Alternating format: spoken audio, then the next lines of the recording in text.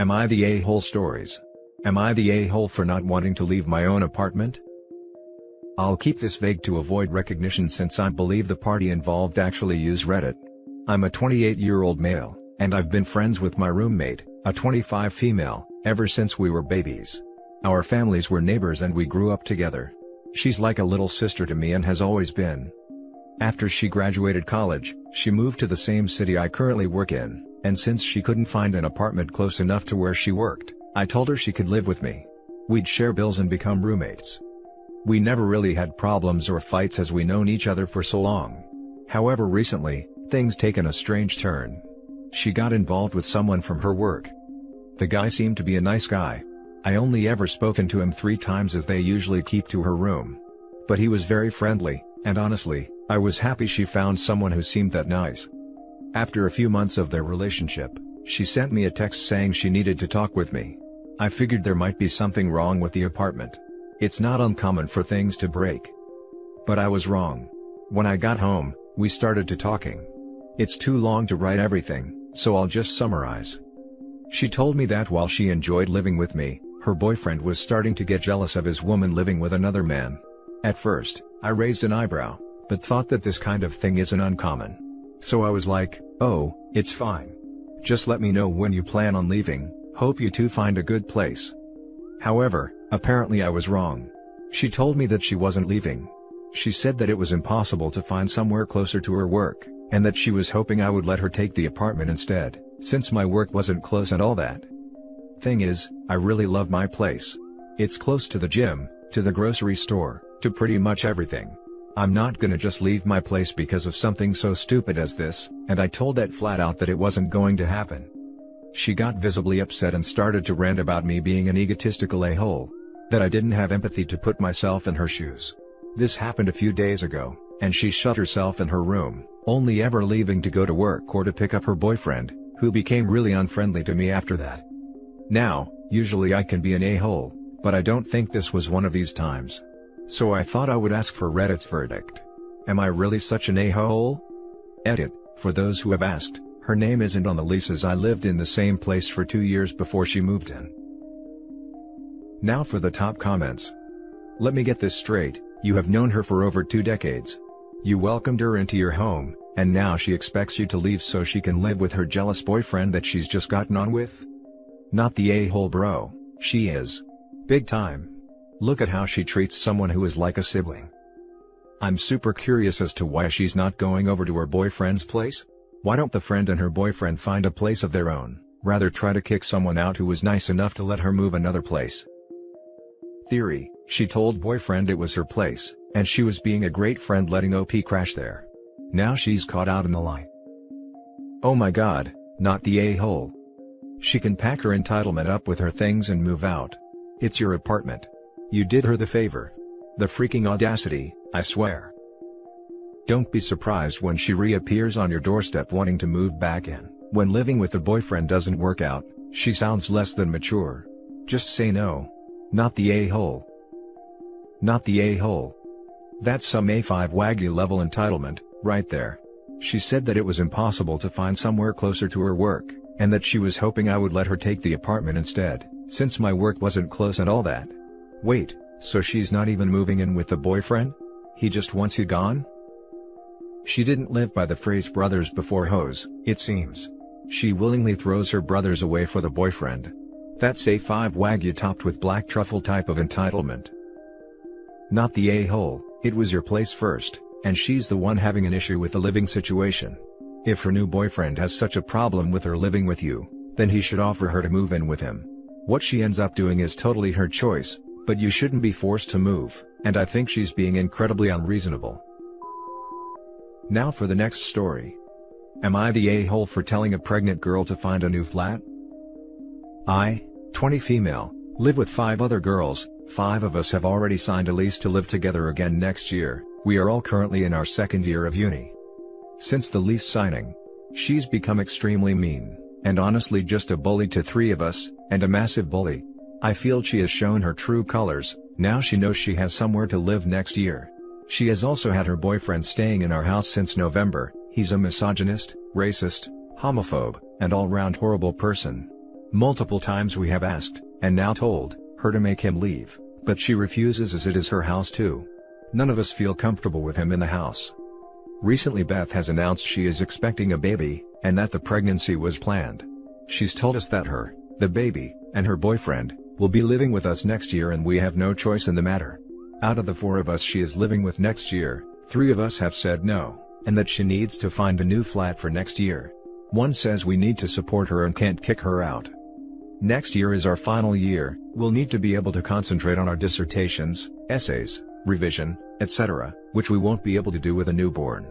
Also, she has told us that she expects us to change our social lives to fit around the baby, which is just not acceptable. If restrictions are lifted and life does return to normal, we will want to be able to enjoy what little time we have left at uni, not be in bed by 8 p.m. on a Saturday. Finally, student-lets are weird, in that each room can legally only house one person, and everyone living there permanently must be a student, so we could all get in trouble for her plan. She has chosen to change the terms of our housing next year by bringing 2 more people in without consulting us. Her, and the other girl's argument, and why we may be the a-holes, is that she has as much a right to the house as we do. Also, that as her friends, we should support her and not cause her extra stress during her pregnancy. Apparently, we are as good as making her homeless, there are plenty of 1 or 2 bedroom flats for rent. So, am I the a-hole for telling her she won't be living with us next year, and causing her extra stress during her pregnancy? Or is she the a-hole for planning a pregnancy, then expecting all of us to change our lives to suit her? Now for the top comments. Not the a-hole. Beth's baby and boyfriend are not on the lease and is not a tenant. Inform your landlord of the illegal tenant. Not the a-hole. Her, and the other girl's argument, and why we may be the a-holes, is that she has as much a right to the house as we do. Well, her boyfriend sure as hell doesn't have any right to it. Make a copy of the lease. Her boyfriend comes over, OP and other roommates tell him to leave. Evil roommate says no. OP and roommates call the police. Police arrive, roommates ask the police to remove the boyfriend. Show police a copy of the lease, boyfriend not on lease, hopefully police escort him out. OP absolutely needs to let the landlord know about boyfriend's illegal occupancy. Let landlord know that she expects to also move a baby into the house. Ask landlord about what your options are. I would be interested if the rest of you could get out of the lease and leave her with the full rent. The landlord might figure out that it would be better for him/her to get rid of the troublesome tenant and keep the rest. If they can't get evil roommate out, I would make her life total hell. I would feel bad for the baby, but war is war. Not the a-hole. It sounds like her staying there would violate the lease, so she does not legally have the same right to the house as you do. Especially if her living there would put everyone's housing at risk. I'd give her a grace period to find new housing, but if she refuses, you have every right to go to your landlord/management company. The lease on the new student house starts in July, so she has a few months, and we are stuck with her till the end of the lease on our current student house. The next story. Am I the a-hole for asking my mom when she will be fully recovered? For context, my mom is in her late 40s and I'm 23. My mom had knee surgery a little over 7 months ago. She had a really hard time recovering and I moved back to her home for the first month to take care of her/things around the house. I work remotely so I can stay really anywhere. My partner was very understanding, but he was certainly happy when I came back home to him. Every day since, my mom has called me to ask if I'll drive back home to do tasks for her, take out the trash, move a case of water. I live a little over an hour from her, so I'd usually ask if she'd get one of our neighbors to help as we're very close with them. For the following weeks, I'd go over every weekend to do tasks she had trouble completing. She just called me the other day with great news. Her surgeon has pronounced her recovered. All limitations are removed. We celebrated on the phone for a minute, and she immediately follows this up with, "But I'll need you to go to the grocery store for me because I still can't lift the bags myself." Confused, I asked why, and she said, "It's still too hard on me." I asked her when she thought she'd be recovered from the surgery, and she got extremely upset. She told me that was a horrible thing to ask and I should have no problem helping her. I apologized and said I'd get the groceries, but she texted me later and said she cried for hours when we got off the phone. I'm just confused. The surgeon cleared her completely and said everything looks great. It's been half a year now, and my mom isn't elderly. I don't mind helping while I'm at her house for a visit, I don't mind at all. But I've spent nearly all my free time at her house helping out, And I'd like to know when I'll be able to resume my schedule once again. Am I the a-hole? Now for the top comments. Not the a-hole.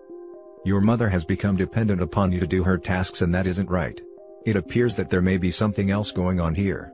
Your mother may just want to spend more time with you. You need to have a conversation with her and see if it isn't the tasks she wants, but to spend more time with you.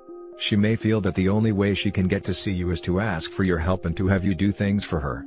This could be due to the pandemic, as her surgery was right in the middle of it. She could just be lonely. Talk to her and be clear that you still love her, but you need to know what is going on. What is this? Empathy? On my Reddit? Not the a-hole. Look up codependent and seek professional guidance. Nip it in the bud before it makes all your lives hell. Yeah, I think you are right. This happened to me when my significant other had a slip disc. Eventually you gotta say no. You need to start being independent again. OP, I suggest writing to your mom and explaining how you can't help forever, especially with how far away you are, and she needs to look at a closer to home support network. She needs to start becoming independent again. Like go to the grocery store with a friend or neighbor. That way, she's building her way to it, but with help. I say do it by text just because sometimes verbal communication goes sideways. Especially if she is upset. Edit. Thank you all for the responses and perspectives. The most baffling thing to me about this post is the mixed bag of knee surgery anecdotes. I have people telling me their 70-year-old grandma was back to normal in a month and a half. One comment down from that will heavily imply I'm delusional to expect any sort of recovery from my mom for less than 2 years after her surgery date. I guess it's truly a diverse recovery process. I'm going to talk to her and see if the pandemic is making her feel more lonely. She has plenty of friends and a rich social life, but I think she resents me moving out of the house and in with my partner. Maybe she just wants quality time just for the two of us, which is fair. But I need my life back. My partner and I have been planning so many big life things together that have been on the back burner for just a little too long at this point. Again, thanks all. The last story is titled, Am I the a-hole for refusing to participate in my boyfriend's family's bizarre orange tradition? My boyfriend and I have been together a while now, but I hadn't met his family until a week ago when they invited us to stay at their house. I was very excited to meet his parents for the first time, and they were super sweet when I got there. Both of them are lovely people and we all got along well. They gave us free rein to do whatever, but the one thing they insisted on was that we join them for their tradition of eating oranges as a family on Saturday mornings. They grow their own oranges and have been doing this since my boyfriend was a kid, so he was especially thrilled to share the tradition with me as a rite of passage.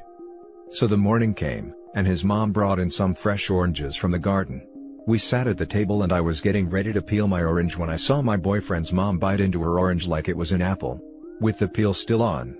I was so stunned when I saw my boyfriend and his dad do the same thing with their oranges, as if it were totally normal. I guess they noticed my shock because they asked me why I wasn't eating. So, I started to peel my orange, but then his mom told me to stop, that I was eating it wrong and had to bite into it with the skin to get the full experience. I politely told her that I like to peel my oranges and I'm sure they taste just as great either way, but she kept insisting that I had to bite into my orange for tradition. After saying multiple times that I'd rather peel it in the family, including boyfriend, pushing back, I put the orange back on the table and said, though I appreciate the gesture, I personally feel uncomfortable eating oranges that way, and I'd rather not participate. Things were tense after that, and we left the next day. When we got home, my boyfriend chewed me out for being rude and embarrassing him and his family. He said I should have just eaten the orange the right way since his parents were gracious to let me stay with them. I can see his point and I apologized for causing any hurt. I really do like his family and think they're great people, but stand by my decision to opt out of the orange tradition. He feels I could have compromised, and I feel that I should be able to eat things how I want. It's a silly squabble in the grand scheme of things. But my boyfriend and I are really at odds about who's in the wrong and would love an outside opinion. Edit. Some people have been asking what kind of oranges / whether they're actually oranges. All I can say is that, I was told they were oranges and they looked like typical oranges with thick skin. Now for the top comments. I like how we're all just calmly answering this like it isn't some crazy cartoon nonsense. Nobody eats oranges peel and all. I mean heck, they peel into individual sections that are damn near bite-sized. I literally cannot imagine why you would do this in the first place. Have you considered the possibility that they are just messing with you? I don't know if I would be mad or impressed by the commitment. But for real. Not the a-hole. No one gets to tell you how to eat things. That's Looney Tunes. And your response was really respectful. Stand up for yourself. To be honest, I kinda thought they were messing with me at first, and was really surprised when they kept insisting. They seemed pretty serious. I'm fascinated with their dedication to the tradition, and wouldn't have minded hearing more about it if they hadn't tried to rope me in. I get the people who slice the orange first and then eat the peel, but seeing it eaten like an apple was surreal, not gonna lie. It's a soft fruit. Didn't the juice just go everywhere? Also, did it all stay together?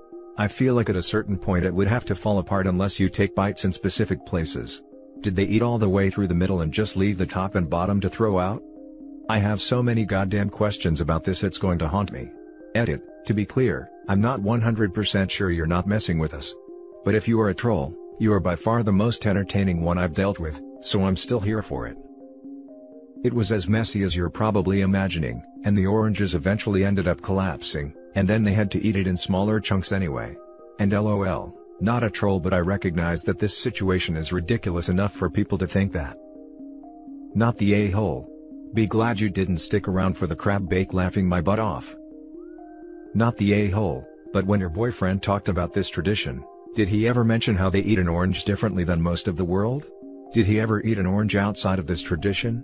I'm trying to figure why he didn't prep you more. He never ate oranges with me before this because he said they never measure up to his mom's oranges. He also never mentioned how his family eats it beforehand, which is why I was caught so off guard. And that's it for this video, guys. If you have thoughts to share, leave a comment below. Don't forget to hit like and subscribe if you like this content. I'll catch you in the next one. Good day, everyone.